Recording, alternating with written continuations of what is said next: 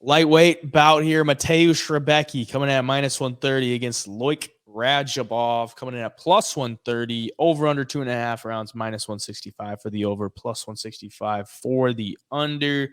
Mateusz Rebecki 17-1. Loik Radzhabov 17-4-1. It's short notice debut for Loik Radzhabov's last time out. Got a win against Esteban Hibovics. And quite the fight that one turned out to be, because he kind of gassed a little bit. I mean, it was pretty short notice, so you kind of expected him to not have the best cardio going into that one, but he was shooting some panic takedowns for his life, and he was hitting them with some good shots too, but he had to hold on for dear life at the end and ended up getting the win there.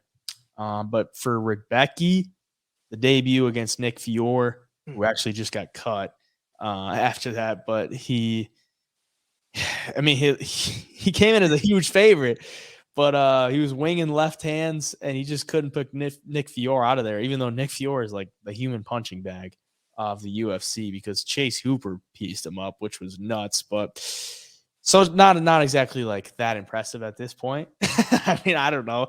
But Rebecki, pretty dang good. I mean, he's only got one loss. He's got a bunch of finishes on his record. He's only won 3 fights by decision, so he's usually getting people out of there. He was able to stay the course in his debut and get a win there, but it's a pretty even matchup as far as like styles go. You know, like both guys will probably go for some takedowns. Both guys got some decent hands. Yeah, pretty even. What are you thinking? I think it's even as well. You look at Fiore almost getting put out by Chase Hooper, and that's something that Rebecki didn't do either. So Rebecki too, though, you watch a couple of his previous fights, and that fight against Fiore, the guy kind of got a little tired, and he does have a pace and an output that would gas a lot of people. But I mean, you look at Loik Radzhabov, landed 11 takedowns in his debut, so he's going to be right there with him, trying to do the same exact thing.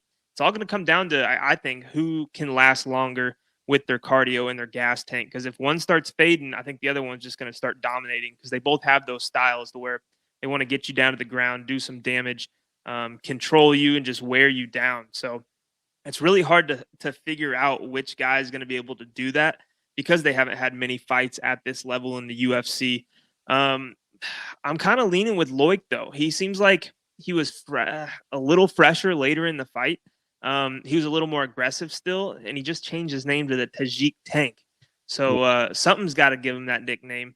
Maybe he's been working to earn that nickname or something. But I just see him. I see him fresher later in the fight, and I think that's what it's going to come down to here. But at the end of the day, man, this is a coin flip for sure. Yeah, I'm going to go the other way. I'm going to go with Rebecki. I don't love it, though. I don't love it. I might flip throughout the week, but my initial lean is Rebecki, just because he's got like a little bit more finishing ability with the hands on the feet.